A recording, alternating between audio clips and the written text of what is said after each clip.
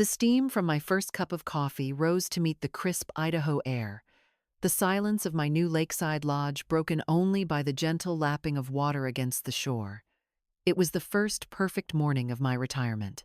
Then, my son Leo's voice on the phone shattered it all, laced with the casual entitlement of a man who believed my life's work was his private resort. 24 hours later, his in-laws were treating my handcrafted home like a frat house. He thought he'd cornered his aging mother. He forgot I built an empire. To understand the depth of that betrayal, the sheer, breathtaking audacity of that phone call, you need to understand what that lakeside lodge represented.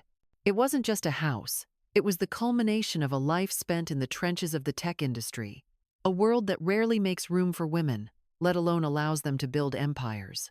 For 35 years, I was the founder and CEO of Vance Innovations, a tech consulting firm I started in a cramped Silicon Valley garage with nothing but a second-hand computer and a vision. I poured my life into that company, navigating brutal 18-hour workdays, hostile boardroom negotiations, and the constant pressure of staying ahead in a field that evolves by the second. My marriage had crumbled under the strain, leaving me a single mother to a young son, Leo, and a business that demanded just as much from me. I missed school plays and soccer games, birthdays and holidays, always telling myself that I was building a legacy, a foundation of security for my son that I never had. 3 months ago, I sold Vance Innovations to a major tech conglomerate. After taxes and fees, just over $3 million landed in my bank account. It was a staggering sum, but it felt less like a number and more like a validation, a receipt for a lifetime of sacrifice. With that money, I did exactly what I had fantasized about during all those sleepless nights fueled by caffeine and ambition. I bought my sanctuary. The lodge on Lake Coeur d'Alene was more than just wood and glass. It was a promise I had made to myself. 7,000 square feet of warm cedar and cool stone, nestled amongst towering pine trees, with a wall of panoramic windows that looked out over the crystal-clear water and the distant, purple-wed mountains. It had a grand stone fireplace, a sprawling deck, perfect for quiet mornings, and enough bedrooms to host the entire extended family for the Christmases I had been too busy to truly celebrate for decades. It was my fortress of solitude, my reward, and the place where I was finally going to learn how to be still. I had been in my new home for exactly 10 hours, the scent of fresh pine still a novelty, when Leo called. There was no, "Congratulations on the house, Mom," or "You must be so happy." The pleasantries were skipped entirely, a habit he'd picked up that always made conversations feel less like a chat and more like a transaction. He launched straight into his agenda with the unearned confidence of a man who has never had a door closed in his face. "Mom, we need to make a small adjustment for the next couple of weeks. You'll need to move your things into the upstairs guest suite." I actually chuckled, assuming it was a poor attempt at a joke. The guest suite was lovely, with a view of the forest, but the master suite on the ground floor, with its private deck and spa-like bathroom, was the heart of the home. It was the room I had designed in my head for years. "Leo, sweetheart, what are you talking about?" I asked, my voice light. "If you and Sophia want to come visit, that's wonderful. We can look at the calendar and find a weekend that works." There was a short, impatient sigh on the other end of the line. "No, you're not getting it. Sophia's entire family is flying in tomorrow for their annual 2-week vacation. We've decided to host it at the new house this year. It's perfect." My mind struggled to process the sheer scale of his announcement. Sophia's family wasn't small. Her parents, her sister's family with their 2 kids, and her brother with his new girlfriend. "That's 10 people in total, Mom. They're expecting to stay in the master suite and the other main bedrooms. The ground floor access is better for her dad's knee, and her mom needs the bigger bathroom." The casual way he had planned the complete takeover of my home, divvying up my rooms like a hotel manager without even consulting me, left me momentarily speechless. This was the same son whose failed genius's app startup I had bailed out to the tune of $75,000. The same son whose master's degree I had funded completely, believing in an academic ambition that evaporated the moment he had the diploma in hand. I had even helped him and Sophia with the down payment on their first house, a generous gift I gave with a happy heart, never imagining it would be seen, not as a gift, but as the first installment on a lifetime of assumed support. "The flights are already booked, Mom. Non-refundable." We told them all about the place. They're so excited. "The guest suite has a perfectly good view of the trees. You'll be comfortable up there."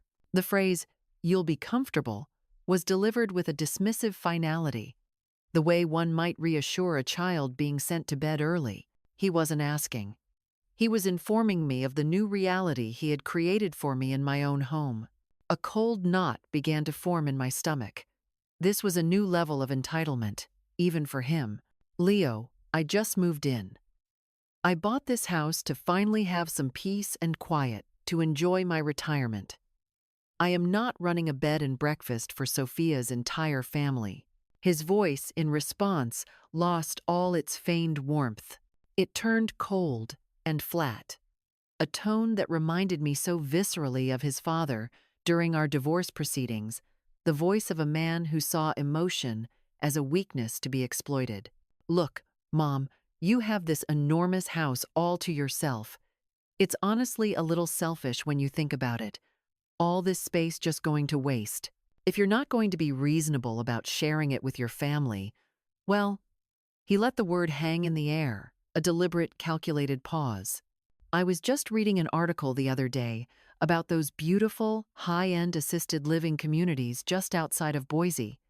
They handle everything for you. No need to worry about managing a big property." The threat was unmistakable, a poisoned dart wrapped in a thin veil of concern. My son, my 35-year-old child, was telling me to either surrender my home to his in-laws or be deemed too incompetent to live on my own, facing the prospect of being put away. My blood ran cold. "I see," I said, my voice barely a whisper, the grand high ceilings of my new living room suddenly feeling like they were closing in on me. "And what happens if I say no?" His reply was immediate, clearly rehearsed. "Then I guess we'd have to seriously reconsider how much help you actually need at your age. Living all alone out here by the lake, so far from the city, managing all this space. Maybe it's just too much responsibility for a woman in her mid-60s. It would be my duty, as your son, to look into more suitable arrangements." After I hung up the phone, I walked out onto my new deck, wrapping my arms around myself as the evening chill began to settle over the lake. The setting sun painted the water in strokes of brilliant orange and deep purple, a masterpiece of natural beauty that should have filled me with peace. But all I could feel was the sting of his words, the ugly satisfaction I'd heard in his voice. He truly believed he had me trapped. He saw me not as the woman who built an empire from scratch, but as just another helpless old woman who would crumble in the face of emotional blackmail. He thought I would quietly pack a bag and retreat to the guest room, defeated. What Leo didn't know, what he'd never bothered to learn from my 35 years in business, was that the most decisive victories are won by letting your opponent believe they have already secured their triumph. As I watched the last sliver of sun disappear behind the mountains, a cold, hard resolve settled over me. I would prepare for their arrival, but it would not be in the way he, or any of them, could ever possibly imagine. I was awoken not by the gentle sunrise over the lake, but by the sound of car doors slamming shut with unapologetic force, the noise echoing harshly in the crisp 7 a.m. air. Voices, loud and cheerful, carried across my property, shattering the morning tranquility I had cherished for less than half a day. It seemed Sophia's family operated on the principle that a vacation start time was non-negotiable and that the homeowner's sleep schedule was an irrelevant detail. From the window of the upstairs guest suite, my new, downgraded quarters, I watched as two oversized rental SUVs disgorged what looked like a small, invading platoon. Sophia was in her element, directing the chaos like a seasoned field marshal deploying her troops, pointing authoritatively toward different entrances and barking orders about who was responsible for which piece of luggage. Her parents, Brenda and Gary, emerged from the lead vehicle. They were both dressed in expensive, brand new outdoor gear that looked like it had been purchased specifically for the trip, outfits that screamed, "We are here to conquer nature," and then be served a catered dinner. What struck me most was the absolute lack of hesitation in their movements. There were no uncertain glances toward the magnificent cedar lodge, no moment of wondering if they should ring the doorbell first. They moved with the unthinking certainty of people who had been told this entire estate was now their personal playground for the next 14 days. I slipped on a silk robe, a small act of defiance, a reminder to myself that this was still my home, and made my way downstairs. My curiosity piqued as to how they would react when faced with the actual owner of the property they were so confidently invading. "Oh," Sophia started, a flicker of genuine surprise crossing her face when she saw me standing at the bottom of the grand staircase. She recovered instantly, her hostess' smile snapping back into place. "Catherine, Leo said you'd already moved your things upstairs." "Perfect. The master suite gets that lovely morning sun, and Dad's knee acts up in the cold, so he really needs the ground floor bedroom with the heated floors." Her parents, Gary and Brenda, swept past me without so much as a nod of introduction, their wheeled suitcases rumbling loudly across the polished hardwood floors as they made a beeline for my bedroom. It was exactly like watching tourists checking into a five-star resort.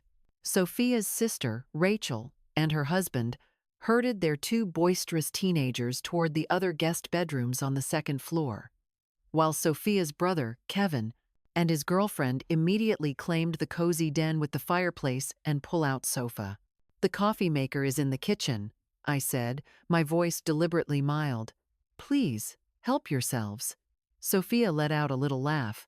"Oh, we brought our own supplies," she chirped, marching into my pristine, custom-designed kitchen.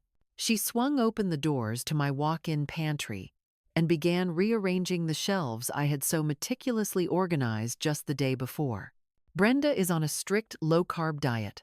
The kids are gluten-free, and Kevin's girlfriend thinks she's allergic to tap water, so we have gallons of imported spring water." I watched, mesmerized by the audacity, as she began piling my own groceries, my organic teas, my favorite dark roast coffee, my simple but high-quality pasta into an empty cardboard box she found in the recycling bin. It was like watching someone clean out the desk of a fired employee. The sheer nerve was almost an art form. Almost. "Where would you like me to put these?" I asked, holding up the box of my now displaced food items.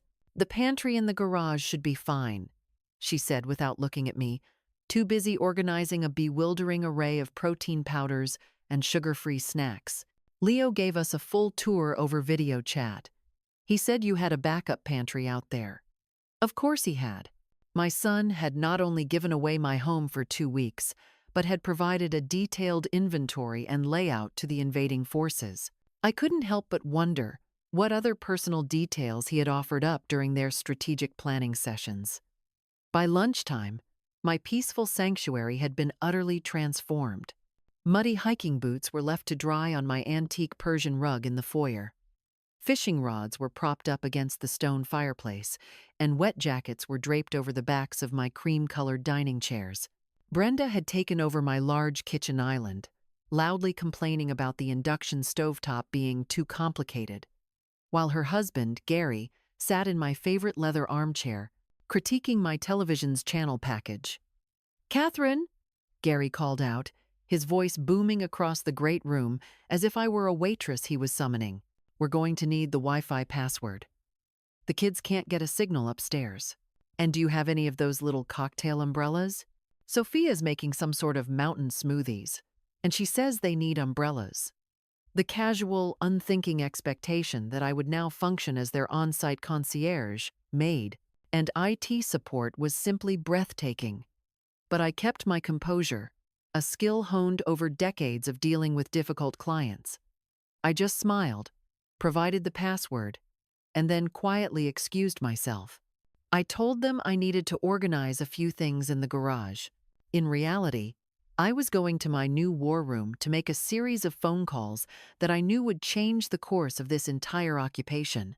The first call was to my attorney, Jessica Thorne, the sharp, no-nonsense lawyer who had handled the lodge purchase for me. Jessica, it's Catherine Vance. I need you to do something for me. Pull the deed and all the incorporation papers for the Coeur d'Alene property. I want you to confirm for me, line by line, the exact legal ownership structure we created. The second call was to my longtime accountant, David Chen, the man who knew my financial history better than I did. David, remember how we structured the purchase of the Idaho property for optimal tax benefits? I need you to walk me through the details of the LLC we set up one more time. Specifically, the management and control clauses. The third and final call was to a man named Frank Miller, a discreet private investigator I'd used in the past during some particularly messy corporate acquisitions. Frank, it's Catherine. I have a rush job for you. I need a full background check on some house guests. I want a complete financial workup, employment history, any outstanding debts, and a deep dive on their social media. Yes, all 10 of them. And yes, I'll pay double your usual rush fee. By dinner time, as Sophia's clan was loudly devouring steaks they'd found in my freezer and complaining they weren't thick enough, I had all the preliminary information I needed sitting in my email inbox. But I wasn't going to play my hand just yet. No, a truly satisfying victory requires patience. It's always better to let your opponents get comfortable, to let them believe they have already won. That night, as I lay in the small guest bed, listening to the sounds of 10 strangers, laughing and enjoying my house below, I smiled into the darkness. Tomorrow would bring the first surprise. I awoke the next morning to the smell of something unfamiliar and faintly medicinal wafting up from my kitchen. My high-end coffee maker, which I had programmed to grind beans for a perfect single cup at sunrise, was occupied. A line of Sophia's relatives were treating my kitchen not like a home, but like a complimentary breakfast buffet at a mid-range hotel. Her mother, Brenda, had claimed my entire 12-foot marble island as her personal food preparation station. She was meticulously assembling what appeared to be a gluten-free, dairy-free, and entirely joy-free series of meals to accommodate her family's myriad of self-diagnosed dietary needs. The counters were littered with bags of almond flour, bottles of exotic supplements, and vegetables I couldn't identify. "Oh, Catherine," she said, not bothering to look up from the avocado she was aggressively mashing. "We have a situation. You'll need to make a run into town. Kevin's girlfriend has decided she's now a fruitarian, but only tropical fruits. And Rachel's youngest is apparently allergic to any food that is the color red. I've made a list." She slid a piece of paper across the counter toward me. It wasn't a note. It was a 3-page manifesto written in the demanding, looping cursive of a woman who had never been told no in her life. Items like organic, fair trade mangoes, not the stringy kind, and gluten-free artisan bread that doesn't taste like sawdust, you'll find it at the specialty market, 40 minutes away, were highlighted in various colors, presumably denoting their level of urgency. The unspoken, yet crystal-clear assumption that I had now been demoted to their unpaid grocery courier and personal shopper was, even by the rapidly declining standards of the last 24 hours, truly something to behold. Any other person would have argued, would have pointed out the sheer absurdity of the request. But instead, I simply took the list, my expression one of mild accommodation.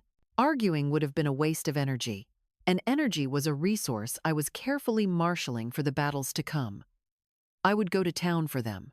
What they didn't need to know was that I had my own, far more important errands to run. My first stop was not the organic market, but a local hardware store. There, I purchased several items that seemed mundane but would prove to be incredibly useful. 3 high-end, keypad-operated deadbolts, and a set of professional-grade security cameras with remote monitoring capabilities.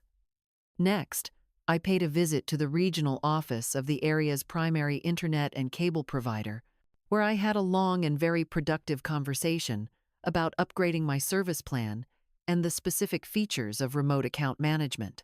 My final stop before the grocery store was my bank. I sat down with the branch manager, a kind woman I had met when setting up my accounts, and had a fascinating discussion about advanced security protocols, authorization levels for large wire transfers, and the legal requirements for flagging potentially fraudulent activity on an account. By the time I returned to the lodge, laden with their ridiculously expensive groceries, Sophia's crew had managed to make themselves even more at home. Kevin had decided my carefully curated living room, with its minimalist aesthetic designed for conversation and enjoying the lake view, was not optimized for his video game marathons. He had rearranged all the furniture to face the 80-inch television, creating a man cave feel that completely destroyed the room's elegant flow.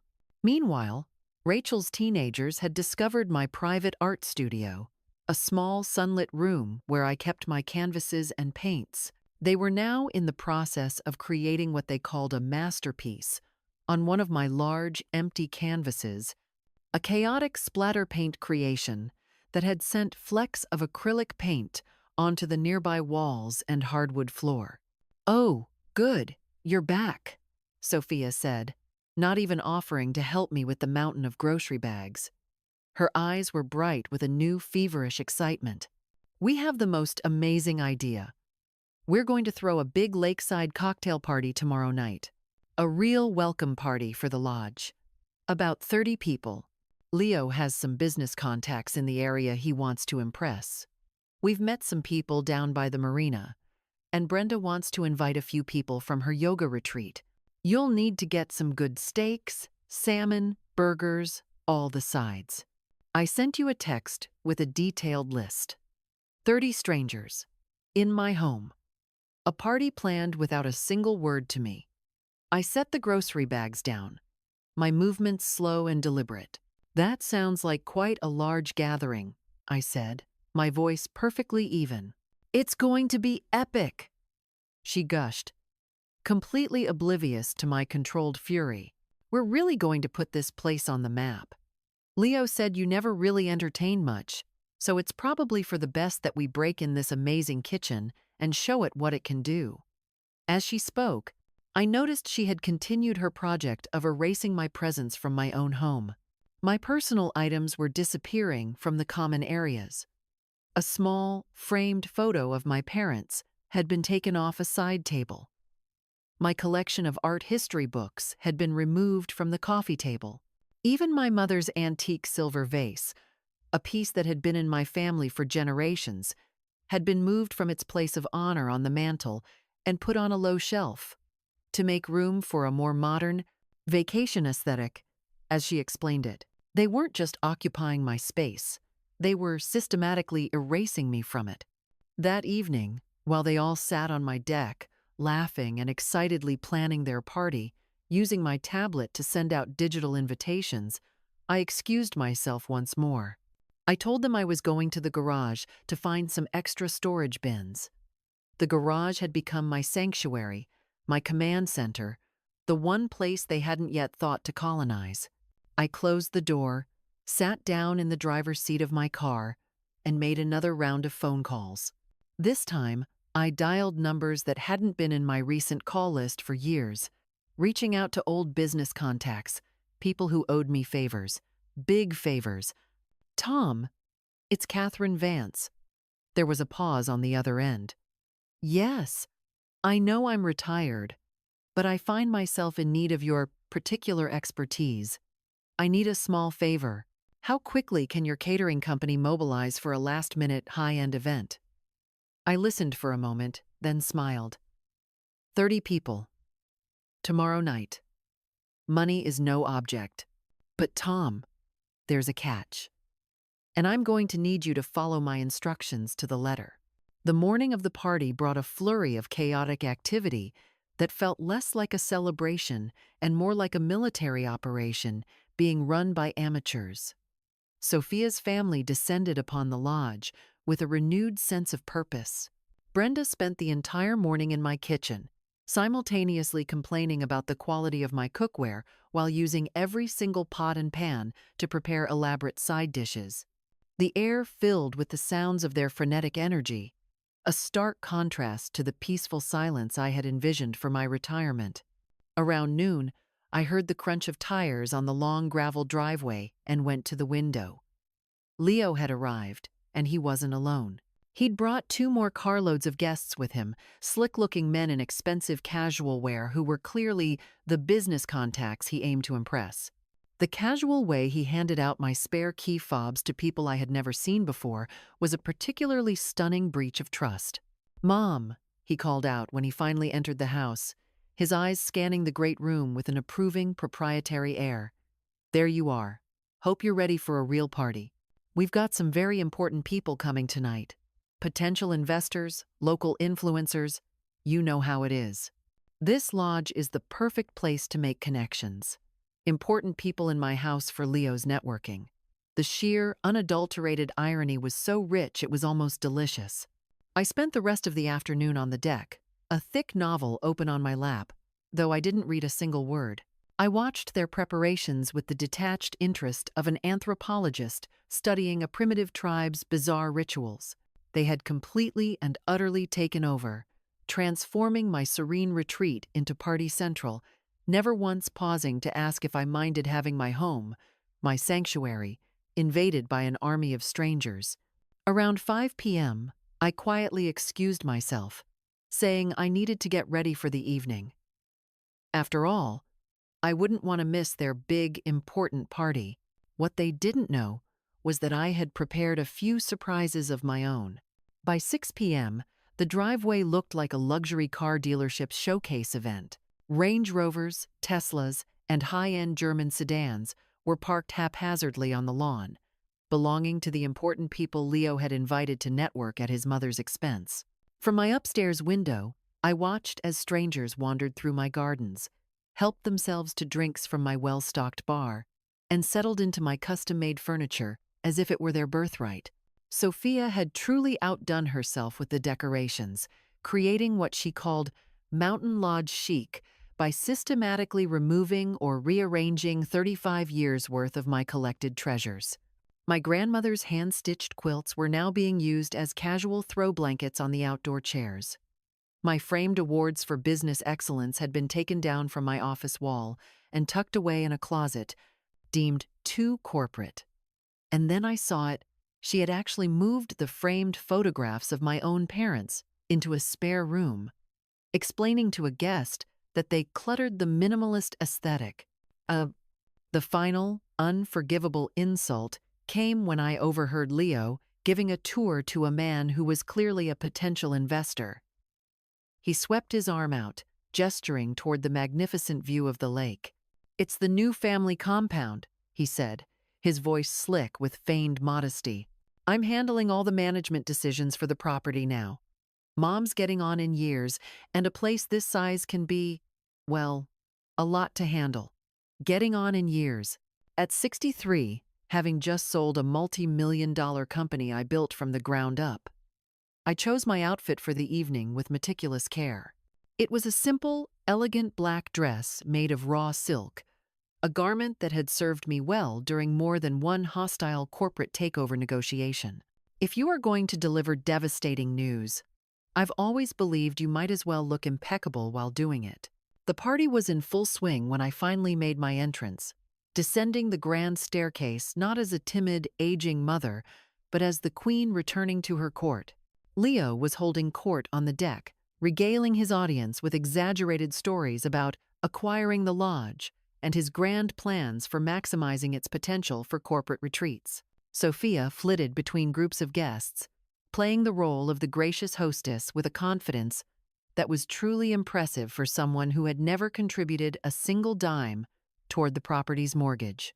Brenda spotted me first, her voice carrying that uniquely condescending tone reserved for inconvenient elderly relatives.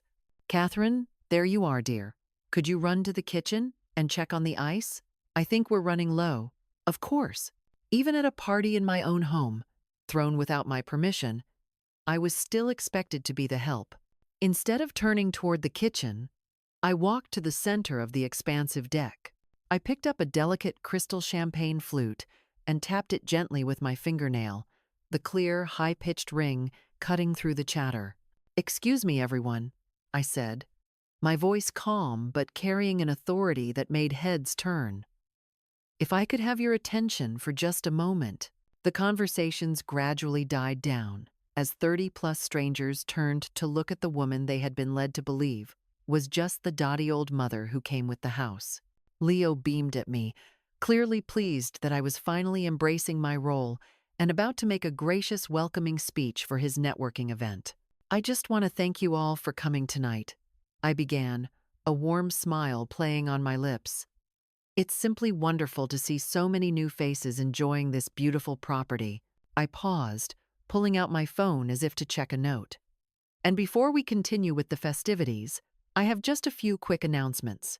That was the cue. Right on time, a large, unmarked white truck, the kind used for high-end commercial catering, began to make its way slowly down my long driveway, followed by a smaller, refrigerated van. This was not the small, discreet catering company one might expect for a casual lakeside party. This was Tom Sterling's premium event service, complete with a full team of uniformed staff, a portable professional kitchen, and enough equipment to service a governor's ball. "What's that?" Sophia asked, her perfect hostess smile faltering for the first time, a flicker of confusion in her eyes. "Oh, that's dinner," I said cheerfully. "I thought since we were having such a large and important party, we should do it right. I've arranged for seared scallops, a full oyster bar, filet mignon, champagne service, the works."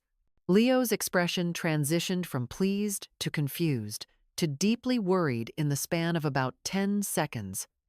Premium catering for 30 people, especially with that menu, was not cheap. I could practically see the gears turning in his head, the mental calculation of the cost causing beads of sweat to form on his forehead. "Mom, we already bought steaks," he stammered. "Oh, don't you worry about those," I said with a dismissive wave of my hand. "We'll save them for another time." I turned to address the crowd again. "The catering staff will be setting up momentarily, so if everyone could please just give them a little space to work their magic." Tom himself, a distinguished man in a crisp chef's coat, approached me with a clipboard in hand. He wore the kind of satisfied expression that comes from being paid triple his usual rate for a rush job. "Miss Vance," he said respectfully, "where would you like the full cocktail bar and the oyster shucking station set up?" "The oyster shucking station?" Leo's voice cracked on the last word. "Right by the edge of the deck, overlooking the lake, Tom," I instructed. "And for the bar, let's make sure everyone has access to the good stuff. The 12-year single malt scotch and the Veuve Clicquot. None of that cheap house champagne." I could feel the entire energy of the party shift. These were people who recognized quality when they saw it, and an on-site oyster bar and top-shelf champagne were definitely not the fare of a casual get-together. Tom's staff moved with the quiet, military precision of true professionals, transforming a disorganized gathering into an elegant, high-end affair. They set up beautiful food stations with linens, crystal, and silver service. Within 30 minutes, what had been a self-catered party was now an extravagant gala with a price tag that would make a mortgage payment look like pocket change. "Mom." Leo pulled me aside, his networking smile completely gone, replaced by a mask of pure panic.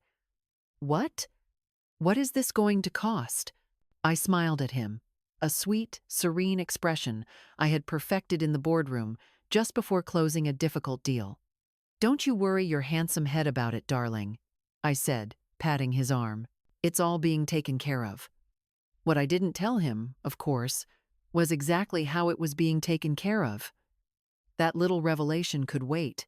For now, I was perfectly content to watch 30 strangers enjoy a $17,000 dinner party, while my son slowly began to realize that he was not, in fact, in control of anything at all. The morning after the party brought with it a reckoning that was almost as delicious as the $17,000 catering bill. I descended the stairs to find Leo and Sophia huddled over the massive oak dining table, their faces pale and drawn. They were surrounded by the wreckage of last night's extravaganza. Empty Veuve Clicquot bottles stood on the counter like glass soldiers, and half-eaten plates of exquisite desserts were scattered about. In the center of the table, placed where a floral centerpiece might normally sit, was the invoice from Tom's catering company. I had left it there before I went to bed. A paper trail of fiscal reality that had clearly sobered them both more effectively than a pot of strong coffee. $17,000, Sophia whispered, her voice hoarse. She stared at the itemized bill, as if it were a venomous snake poised to strike. $17,542 for one dinner party. Leo was on his third tense phone call of the morning, this time with his bank's fraud department, trying to explain why he needed an emergency credit limit increase of a very specific and substantial amount. From the clipped, frustrated tones of his conversation, it was not going well. "Good morning," I said brightly, my voice echoing in the suddenly silent room. I walked to the high-end espresso machine they had commandeered since their arrival and calmly prepared my morning latte. "How is everyone feeling after the big party?" "Mom, we need to talk," Leo said, snapping his phone shut.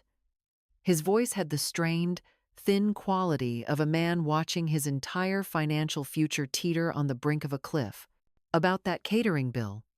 I took a small, deliberate sip of my latte. "Oh, wasn't it just wonderful? Everyone I spoke to raved about the oyster bar. Tom really outdid himself, didn't he?" I said, feigning cheerful ignorance. "We can't afford $17,000 for one dinner party," Sophia exclaimed, her voice rising with panic. I tilted my head, my expression one of thoughtful confusion. "We? That's a strange choice of words. I was under the impression that you and Leo were handling all the management decisions for this property now. That this was your family compound." The color drained from Leo's face as the ice-cold logic of my words sank in. He had spent the entire previous evening posturing, telling anyone who would listen that he was in charge. If he had publicly, in front of 30 influential people, claimed management responsibility for the lodge, then it followed that he would also be responsible for its expenses. "But Mom, I never actually said I would pay for it," he stammered, scrambling for a foothold. "Oh, but you did, darling. You claimed the role of host and manager," I said smoothly. "Several of your guests mentioned to me how impressive it was that a man your age had taken on the management of such a beautiful property so professionally. They were particularly interested in your business model, using family assets for high-stakes networking events. Quite innovative, they said." Brenda chose that exact moment to emerge from my master suite, wrapped snugly in my plush, monogrammed silk robe and carrying my favorite coffee mug. She was the picture of oblivious entitlement. "Catherine, dear, we're going to need some fresh towels delivered to the master bath, and the Wi-Fi in there is a bit sluggish. Can you call the internet company and have them boost the signal or something?" Her casual assumption of command, even in the face of the financial carnage laid out on the table, was breathtaking. But before I could formulate a response, my phone, sitting on the counter beside me, began to ring. The caller ID read, "Lakefront Properties of Idaho." Perfect timing. "Excuse me for a moment, Brenda," I said, before answering and pressing the speakerphone button. "Catherine Vance speaking." "Good morning, Miss Vance. This is Susan Davis from Lakefront Properties.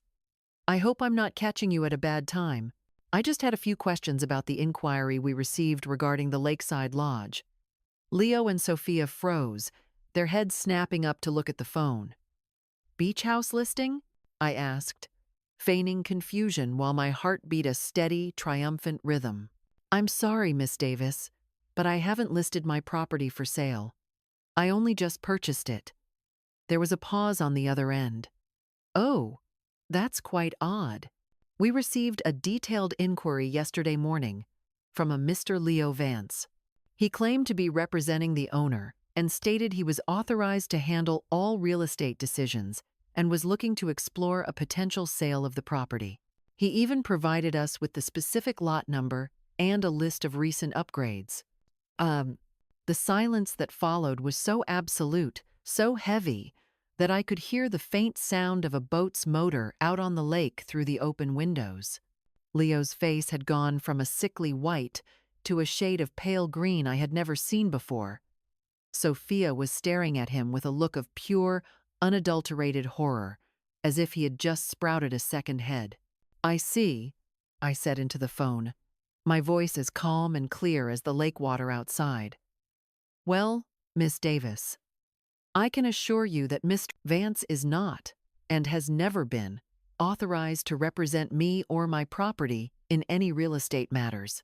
If someone has been providing private information about my home without my permission, that's a matter of great concern.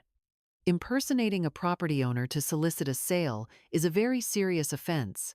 Should I file a report with the local sheriff's department?" Leo was now making frantic, silent, no gestures with his hands, his eyes wide with terror, but I pretended not to notice. "Let me consider how to proceed and get back to you, Miss Davis. Thank you so much for your diligence in calling me directly." I ended the call and placed the phone back on the counter. The silence stretched for another 10 seconds until Brenda, completely unaware of the cataclysmic shift in the room's atmosphere, piped up again. "Catherine, about those towels." I turned my head slowly to face her. "Get out," I said. The words were not shouted. They were quiet, cold, and as sharp as a shard of ice. "Excuse me?" Brenda asked, her brow furrowing. I shifted my gaze to include every single person in the room. I said, "Get out, all of you. Pack your expensive, dietary restriction-friendly groceries and your muddy hiking boots and leave my house, now." Leo finally found his voice. "Mom, you can't be serious. We're family." A humorless laugh escaped my lips. "Family?" I repeated, the word tasting like poison. Family doesn't impersonate their mother to real estate agents trying to sell her dream home out from under her. Family doesn't throw $17,000 parties on someone else's credit and then expect them to foot the bill.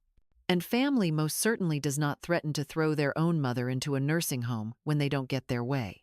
I walked to the massive front door of the lodge and swung it wide open, letting a blast of cold morning air rush into the warm room. "You have 2 hours to collect your belongings and be off my property. If a single one of you is still here after that, I will be making 2 phone calls. One to Sheriff Miller to file a report for fraud and trespassing, and the other to Miss Davis to give her the green light to do the same." The exodus that followed was chaotic, panicked, and deeply satisfying. But what happened in those next 2 hours would teach them a far more brutal lesson about family, finances, and consequences than they had apparently learned in their entire lives. The 2-hour deadline triggered an exodus that was anything but orderly. It devolved into a chaotic, frantic scramble of flying accusations, bitter recriminations, and pathetic, last-ditch negotiations that would have been comical if the underlying betrayal weren't so profound. Brenda emerged from the master suite, dragging her oversized suitcase behind her, like a fallen queen abdicating her throne.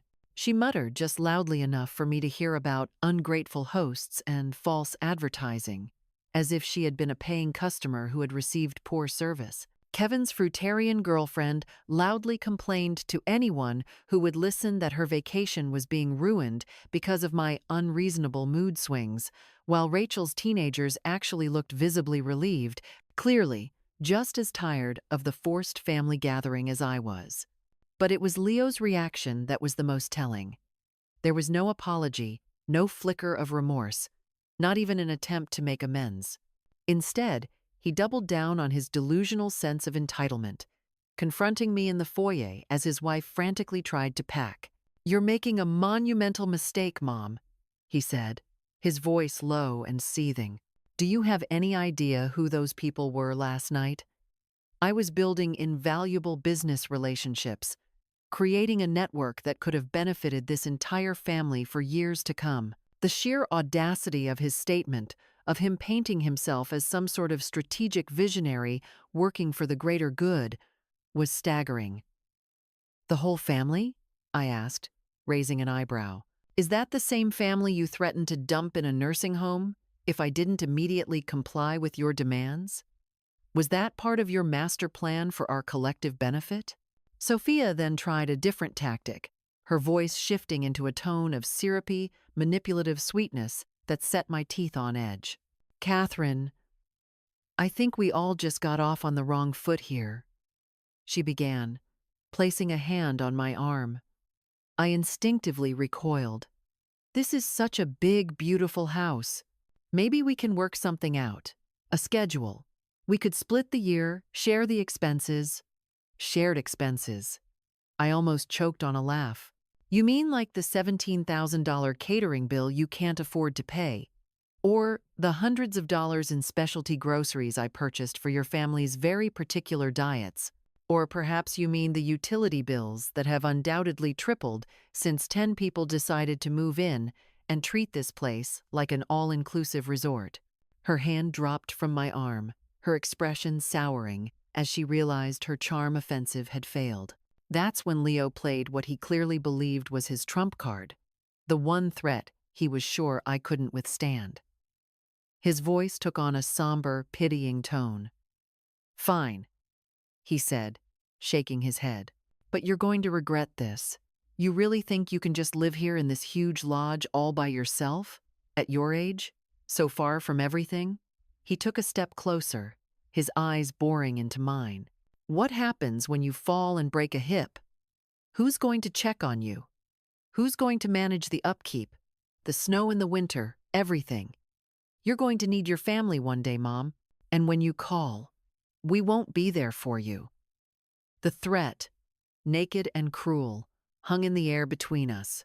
I could see it on his face, the smug certainty that he had finally won, that he had successfully cornered me with the universal specter of elderly helplessness and profound isolation.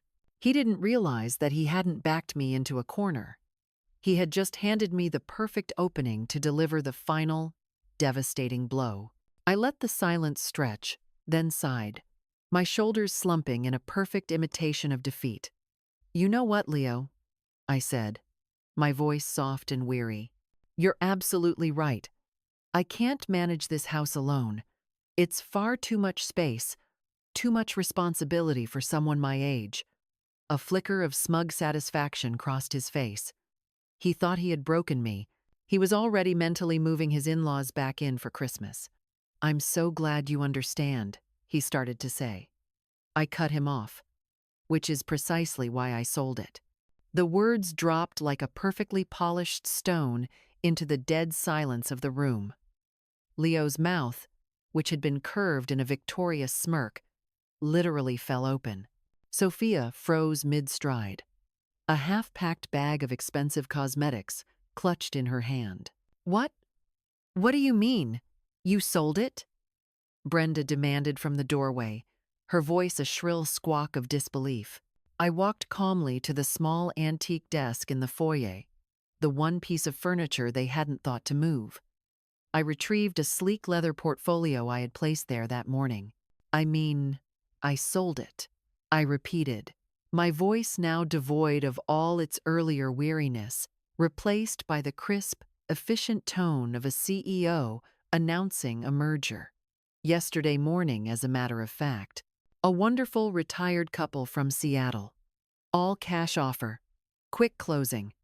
The timing was incredibly convenient." But you can't have sold it," Leo stammered, his mind clearly unable to process this new reality. "We're staying here. We have plans." "You had plans," I corrected him gently, opening the portfolio to reveal a set of official, looking, though ultimately meaningless, documents I had printed out. The new owners take possession next week. They're lovely people, really. Retired doctors. They plan to use the lodge for quiet, peaceful family retreats. They have a very strict, no large parties policy, I'm afraid. Of course, this was not entirely true. I hadn't sold my dream home to anyone.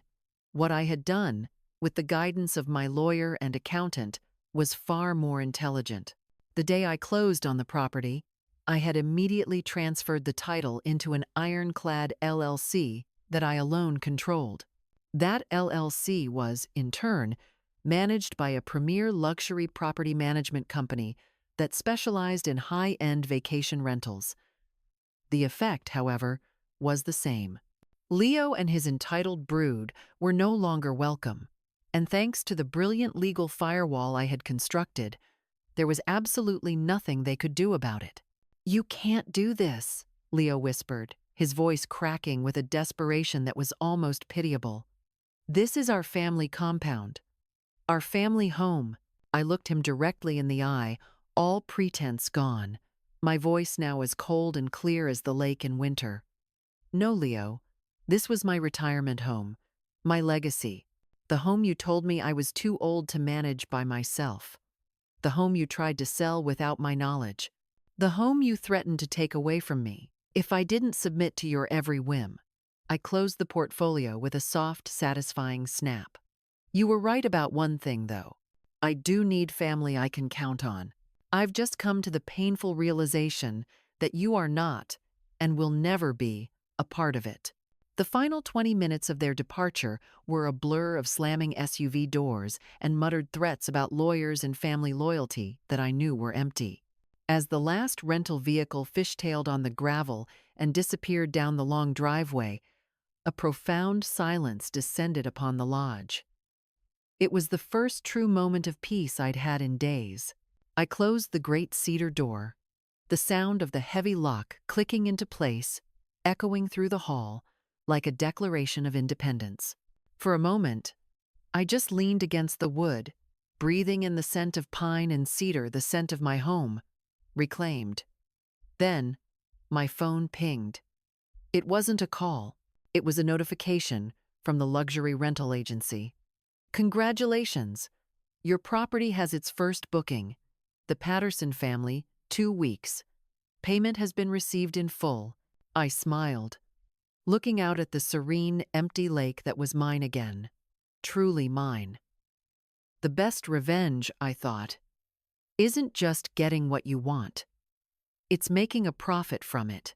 It's been 6 months now since I closed that heavy cedar door, and the silence that once felt so foreign has become my closest friend. I'm sitting on my deck, watching the morning mist rise off the lake, a cup of coffee warming my hands. The Patterson family, my first renters, have already booked the lodge again for the same time next year. They left the home in perfect condition, along with a beautiful handwritten note thanking me for the peace and quiet. It turns out, my dream home did become a place of wonderful family memories, just not for the family I had originally intended. There are moments, usually in the quiet of the early morning, when I feel a pang of loss for the son I thought I had, for the family I thought we could be. Cutting ties with your own child is not a victory, it's a tragedy. But that sadness is quickly replaced by an overwhelming sense of gratitude for the life I saved my own. I spent 35 years building value in a company, but in the process, I almost forgot to protect the most important asset I will ever own: my own peace and dignity. I learned that self-worth isn't a title you hold or a bank account you fill. It's the boundary you refuse to let anyone cross, especially those who feel entitled to your life's work. This story isn't just about a house by a lake. It's about the homes we build inside ourselves, the ones built on respect, strength, and the courage to stand up for our own happiness. True family will add to that home. They won't show up with a metaphorical bulldozer and try to tear it down for their own convenience. The greatest lesson I learned is that refusing to enable the worst impulses of someone you love is not an act of cruelty. It is the ultimate act of self-preservation.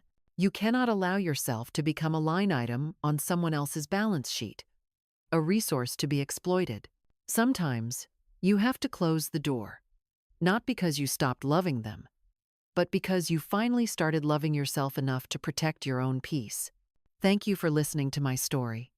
If it resonated with you in any way, please consider subscribing to our channel and joining our community. We believe that stories like these are important and that everyone deserves to have their voice heard. Feel free to share your own thoughts and experiences in the comments below. Your story matters, and your strength is an inspiration.